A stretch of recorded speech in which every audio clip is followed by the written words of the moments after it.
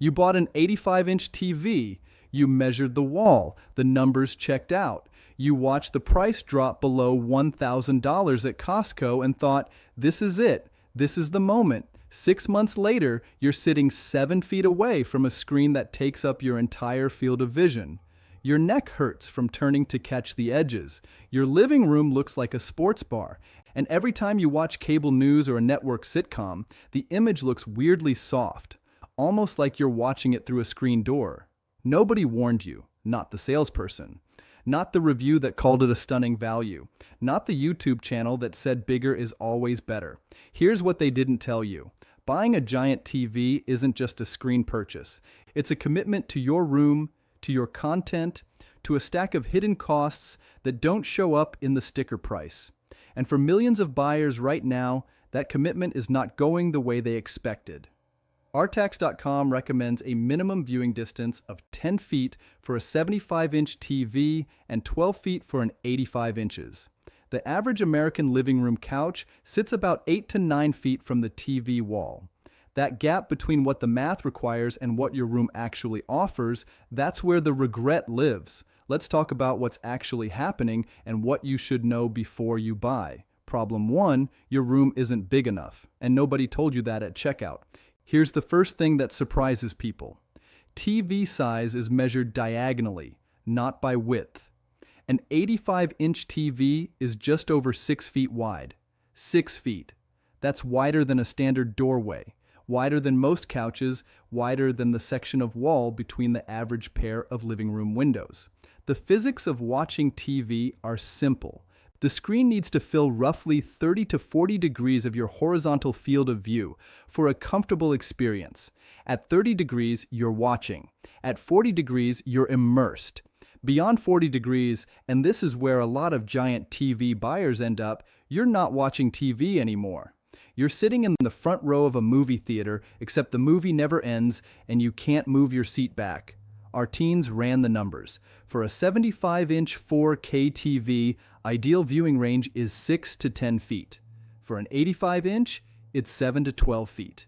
If your sofa is 8 feet from the wall, an 85-inch screen already pushes you past comfort. Add the fact that most rooms have furniture, rugs, and layout constraints that prevent you from just pushing the couch back, and you start to understand why so many people end up feeling like they made a mistake. One forum user on AVS Forum said it this way: I sat down to watch the game and had to consciously keep reminding myself to look at the center of the screen. My eyes kept darting to follow action at the edges. After an hour, I had a headache. Never had that with my old 65 inches. For first-person shooters, even worse. A Tom's Guide editor wrote about making himself motion sick playing an FPS in front of an 85-inch display at close range. That's not a bug. That's physics. The screen is too large for the distance. Bottom line, before you buy any TV over 75 inches, measure your actual seating distance in feet and multiply it by 0.84. That number is the maximum comfortable screen width in inches. Then do the TV size conversion. If the math says 65, don't buy 85 because the price is good. But the room size problem is just the beginning, because there's a second issue nobody talks about, and it has to do with what you're actually watching on that giant screen. Problem 2, your content isn't ready for a screen that big. This one catches people off guard. You bought a 4K TV, but how much of what you actually watch is 4K? Think about it honestly. Local network TV broadcasts in 1080i, not even full 1080p. Most cable channels top out at 720p. Netflix streams in 4K only if you're on the $22.99 premium plan. Disney Plus and Max offer 4K on select titles. Amazon rotates their 4K availability constantly. On a 65-inch TV, 1080p content looks fine. On an 85-inch TV, the same content is being upscaled, stretched, and algorithmically inflated to fill 756,000 pixels. Most upscaling processors do a decent job, but a decent job isn't the same as looking sharp. And the bigger the screen, the more visible the seams become. Here's the honest version. Standard cable TV on a large screen looks noticeably soft. Older streaming shows, mastered at 1080p, can look almost muddy at the edges. Even good upscaling from brands like Sony and Samsung can introduce halos around faces, an artificial sharpening effect that makes people look like they've been photoshopped. One buyer posted this on a home theater forum. "I switched from a 65 to an 85 and immediately noticed that my wife's face looked like a watercolor painting during most network shows. We're both in our 50s and started wondering if something was wrong with our eyes. Turns out the TV is just exposing every flaw in the upscaled content. The rule nobody explains: the bigger the screen, the more ruthlessly it exposes bad source material. If you stream exclusively in 4K and have a fiber internet connection that doesn't throttle your bandwidth, an 85-inch TV can look stunning.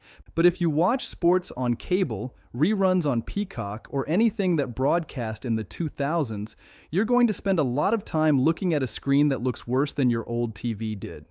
Bottom line, if more than half of what you watch isn't native 4K, the jump from 65 to 85 in is more likely to disappoint you than impress you. The sweet spot for mixed content viewers is 65 to 75 inches, where upscaling artifacts are less visible, and even 1080p content holds up at a reasonable viewing distance. And here's where it gets really interesting, because the screen size problem leads directly to a money problem most buyers never anticipated. Problem 3. You thought you were buying a TV, you are actually buying an ecosystem. The sticker price on a giant TV is the beginning, not the end. Here's what buyers consistently underestimate: the built-in speakers. On a thin modern TV panel, there is physically no room for real speakers. As TVs have gotten thinner and cheaper to manufacture, speaker quality has declined noticeably, especially in budget and mid-range models. How to Geek put it plainly in a 2024 piece: the decline in TV speaker quality has become more pronounced in recent years, particularly in anything below the premium tier.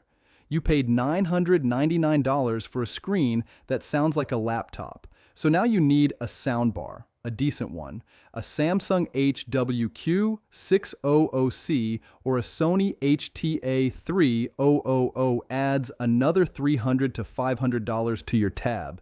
Then there's the mounting situation. An 85-inch TV weighs between 90 and 200 pounds depending on the model. The Consumer Product Safety Commission recommends anchoring any TV 75 inches or larger to prevent tip-over risk in homes with kids or pets. Professional installation for a large TV ranges from $300 to $800 according to buildsandbees.com.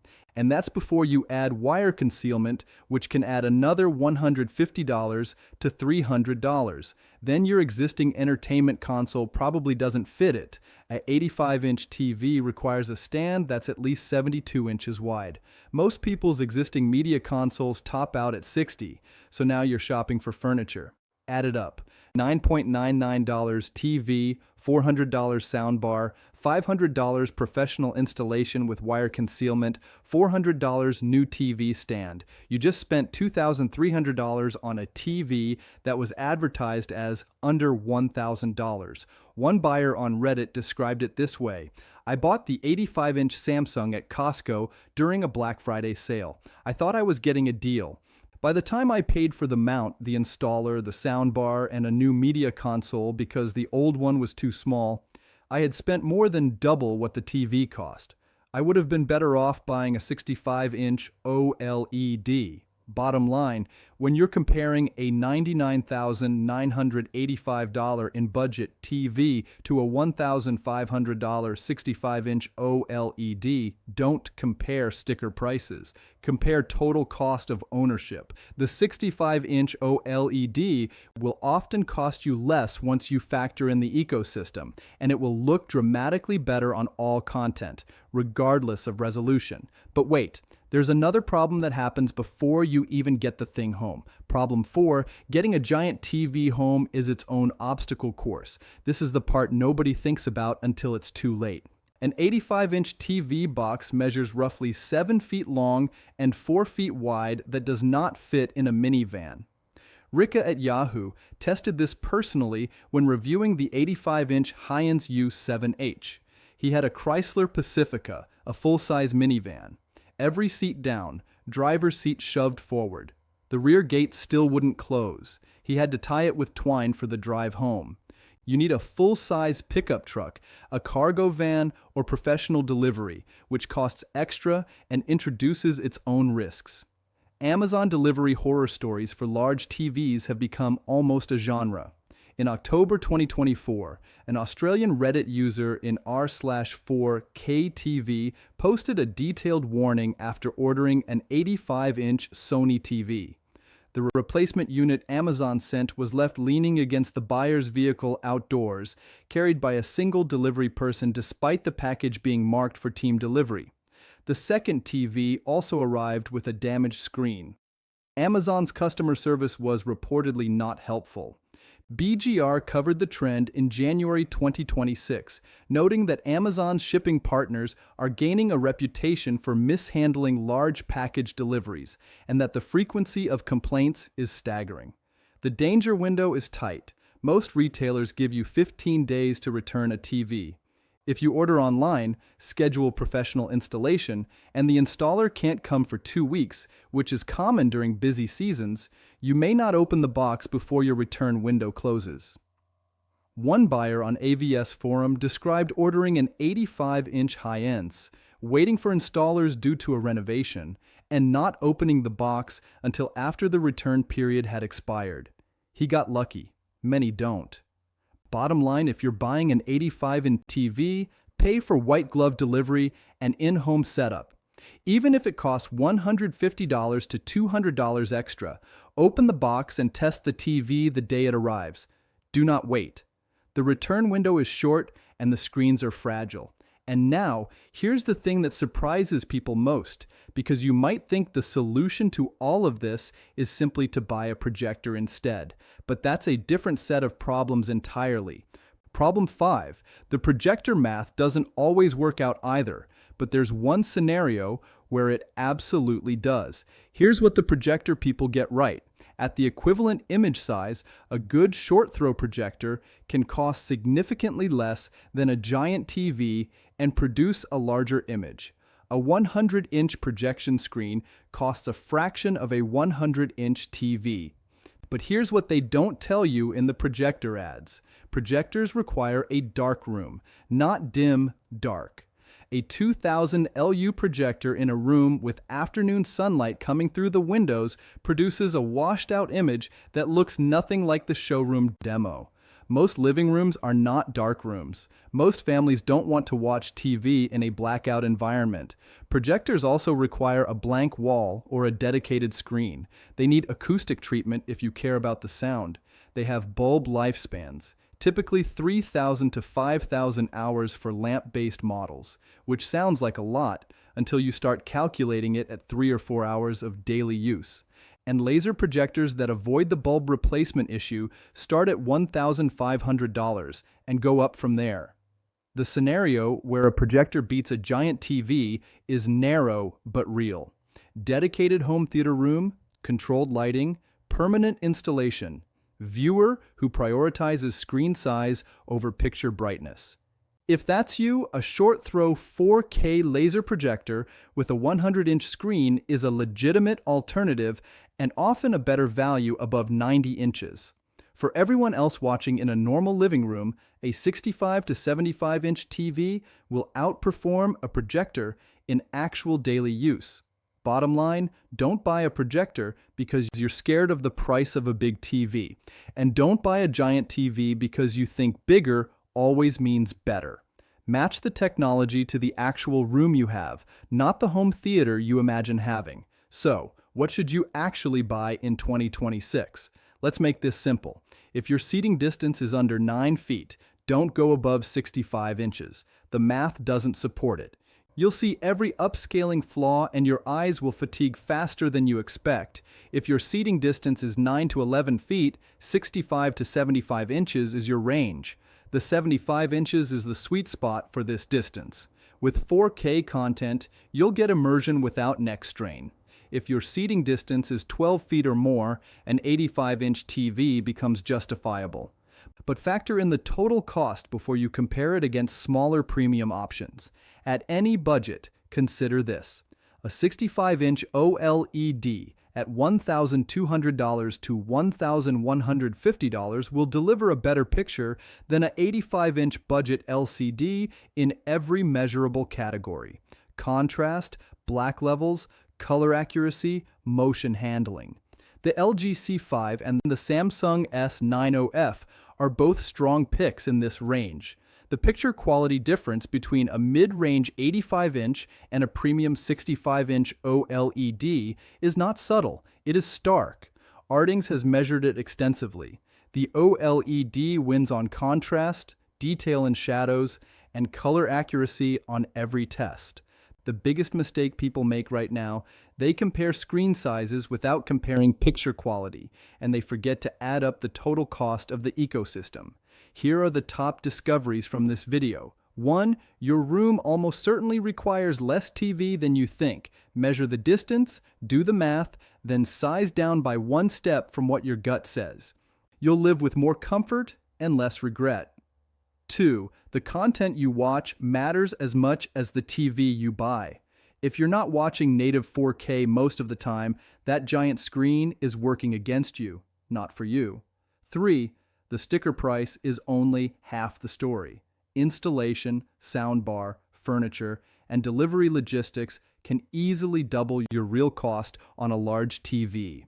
4. The Amazon delivery horror show is real and well documented. White glove delivery and immediate inspection on arrival are not optional extras on a $1,000 purchase. They are basic risk management. What's the biggest TV you've ever bought and immediately regretted or immediately loved? Drop it in the comments. I want to know what size you actually ended up with versus what you thought you wanted. And if this helped you avoid a mistake, subscribe NextGen Picks. That's exactly what this channel is for.